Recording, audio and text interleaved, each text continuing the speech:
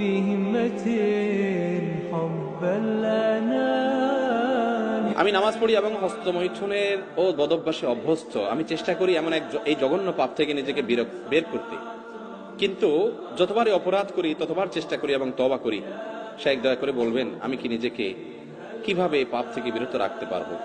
ভাই, এই বিষয়ে এর আগেও বারবার বিভিন্ন যুবকরা বলেছেন। আল্লাহি, আল্লাহর কসম, আমার খুব ভালো লাগে যখন আমার যুবক ভাইরা এই সমস্ত প্রশ্ন করেন, যে প্রশ্নের মাধ্যমে তিনি ভালো পথে আসার জন্য ছটফট করতে থাকেন।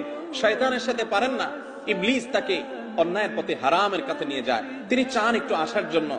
আল্লাহ তাআলা আমার এই ভাইদেরকে সাহায্য করুন। আল্লাহ আমাদেরকে হারাম থেকে বের হয়ে আসার মতো ঈমানী শক্তি দান করুন। ভাইরা আমার, গুনাহ তো আমরা সবাই কম বেশ করি। কয়জন আছেন গুনাহ করার পর গুনাহ থেকে বাঁচার জন্য ছটফট করেন, তওবা করার জন্য? তো এই সমস্ত ভাইরা যারা তওবার জন্য ছটফট করেন, আমি তাদের ব্যাপারে সুধারণা রাখি, আমার আল্লাহ তাদেরকে তওবার তৌফিক দিবেন ইনশাআল্লাহ। যারা পাপ করার পর, অপরাধ করার পর কোনো সেন্স নাই, কোনো হিতাহিত, কোনো ভালো মন্দ ধারণা নাই, অপরাধ বোধ নাই, অপরাধের অদৃশ্য দাহন তার ভিতরে হয় না, এই ব্যক্তি অপরাধ থেকে ছুটে আসা অনেক কঠিন হয়।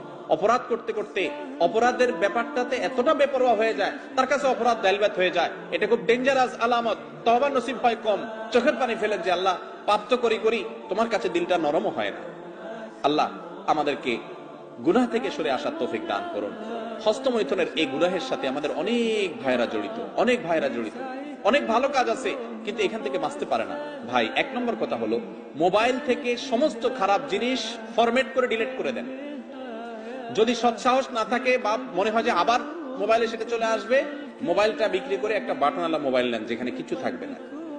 একটু কঠিন হবে, কিন্তু হিম্মত করে আল্লাহর জন্য ত্যাগ করেন না। একটু ত্যাগ করলে, প্রিয় মানুষের জন্য ত্যাগ করলে ভালো লাগে, আল্লাহর জন্য ত্যাগ করলে আপনার ভালো লাগে কাজ করবে। এর পাশাপাশি নির্জনতা অবলম্বন করবেন না। হস্তমৈথুন যারা এই বদভ্যাসে অভ্যস্ত হয়, নির্জন কক্ষে থাকলে তখনই বদভ্যাসে অভ্যস্ত হয়। নির্জন থাকবেন না, বন্ধু বান্ধব, মুরব্বী এবং বাপ মা, ভাই বোন সবার মধ্যে থাকবেন। একাকিত্ব অবলম্বন করবেন না, কারণ একাকিত্ব হলে শয়তান এটা করা। বেশি না, 2-4 মাস যদি একটু কষ্ট করে, স্ট্রাগল করে মোবাইল টোবাইল, ফেসবুক, ইউটিউব এগুলো থেকে সরে থাকতে পারেন, হারাম সম্পর্ক থেকে দূরে থাকতে পারেন। খারাপ জিনিস দেখলে মানুষ হস্তমৈথুনের দিকে বেশি যায়। যুবকরা খারাপ জিনিস যেন দেখতে না পারেন, সে রাস্তা বন্ধ করে ফেলেন। বেশি না, 1টা মাস এক্সারসাইজ করেন, ইনশাআল্লাহ বদভ্যাস দূর হয়ে যাবে। আর আল্লাহর কাছে দোয়াও করবেন, চোখের পানি ফেলবেন, মালিক আমি সরে আসতে চাই, তুমি সাহায্য করো। আল্লাহ তাআলা আমাদেরকে সেরকম হিম্মত এবং শক্তিশালী দান করেন।